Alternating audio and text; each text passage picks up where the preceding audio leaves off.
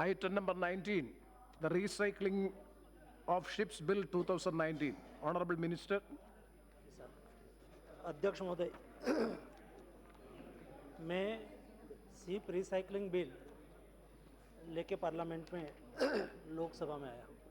Ship recycling और ship building ये हमारा इंडियन मैरीटाइम हिस्ट्री का एक महत्वपूर्ण पहलू है।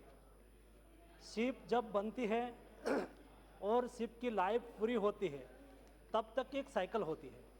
शिप पहले जब कोई शिप बनाना है तो पहले उसकी डिज़ाइन बनती है। डिज़ाइन के बाद उसका मॉडल बनता है। जब मॉडल बन जाता है ये मॉडल का टेस्टिंग होता है और मॉडल टेस्ट हो जाने के बाद शिप बनती है और शिप की आयुष्य एक 20 ईयर्स से 40 ईयर्स तक होती है।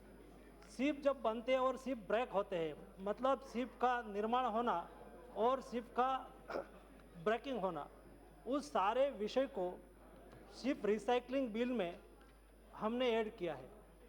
शिप रिसाइकलिंग इंडस्ट्रीज दुनिया में शिप एक ऐसी व्यवस्था है जो सारी दुनिया में शिप जाते हैं। कई कंट्री की उसकी ओनरशिप होती है और ओनरशिप के बाद उसका फ्लैग लगता है। इंडिया में बना हुआ शिप उसको इंडियन फ्लैग शिप बोलते हैं और कोई भी कंट्री में शिप बनते हैं उसको उसकी आइडेंटिटी के लिए उसका फ्लैग लगता है और ये फ्लैग शिप के माध्यम से शिप जाना जाता है। ये शिप जब निर्माण होता है और दुनिया में आज मैरीटाइम कुल मिला के मर्चेंट शिप 53,000 मर्चेंट शिप है। वो एक दुनिया में एक देश से दूसरे देश में जाते हैं, उससे कार्गो मूवमेंट होता है, उसमें लिक्विड कार्गो मूवमेंट होता है और उसकी साइकिल जब एज पूरी हो जाती है तो सालाना हर साल दुनिया में 1000 शिप ब्रेकिंग के लिए आते हैं। उसको रिसाइकल किया जाता है। जब रिसाइकलिंग का सवाल होता है तब उसको अच्छी तरह से और मैनेजमेंट सिस्टम से एक अच्छा मैनेजमेंट करके उसको एक फ्रेमवर्क हम कैसे डालें और उस माध्यम से हम उसका ब्रेकिंग करें, इसके लिए इस बिल लाया गया है। इस बिल में कुल मिला के 3 पहलू हैं। एक, जब देश में आज शिप रिसाइकलिंग इंडस्ट्रीज उसमें हमारा शेयर ये दुनिया में 30% है, मतलब 1000 शिप हर साल ब्रेकिंग के लिए जाते हैं, उसमें से 300 शिप इंडिया में ब्रेक होता है। और इंडिया में भी खास करके गुजरात में भावनगर में अलंग शिप ब्रेकिंग यार्ड है और वहाँ 131 प्लॉट है और उसके अलावा थोड़ा सा कलकत्ता में ब्रेकिंग होता है, थोड़ा सा मुंबई पोर्ट में होता है, कलकत्ता पोर्ट में होता है और एक केरला के स्टेट PSU है उसके माध्यम से भी बेपुर उसके माध्यम से भी शिप रिसाइकल होते हैं। तो ये शिप रिसाइकल जब इंडिया में हम कर रहे हैं उसमें आज तक सब शिप रिसाइकलिंग के लिए आते हैं तो 2-3 इशू होते हैं। कभी उसमें एनवायरनमेंट का कोई इशू हो जाता है, कभी एक्सीडेंट हो जाता है। ऐसी स्थिति में देश में कई बार हाई कोर्ट में, सुप्रीम कोर्ट में पिटीशन होती रहती थी, PIL होती रहती थी और उस वक्त 2013 में सुप्रीम कोर्ट ने गाइडलाइन दिया था कि शिप ब्रेकिंग के लिए कैसा फ्रेमवर्क होना चाहिए और इस कोड के आधार पर आज तक शिप ब्रेकिंग हो रहा था। एक विषय यह था कि उसको हम कानूनी प्रावधान करें।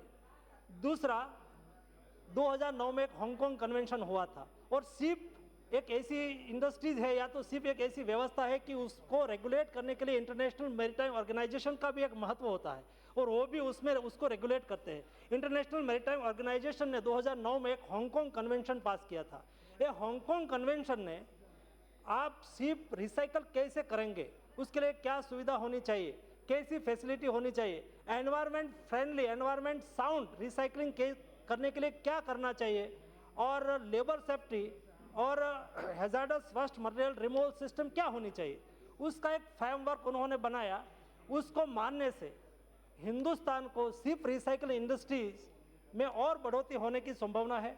आज हमारे यहाँ 300 शिप सालाना रिसाइकल होता है और जब हम हांगकांग कन्वेंशन को रेक्टिफाई कर देंगे तो उससे और ज़्यादा शिप इंडिया में आएंगे। और शिप रिसाइकल होना इंडिया में इसलिए महत्वपूर्ण है कि हमारे देश में स्टील की जो रिक्वायरमेंट है उसमें 10% स्टील हमें रिसाइकलिंग इंडस्ट्रीज से मिलता है, शिप रिसाइकलिंग से मिलता है। 1 टन स्टील चाहिए तो 6 से 10 टन कोयला जब आप जलाओ तब 1 टन स्टील मिलता है।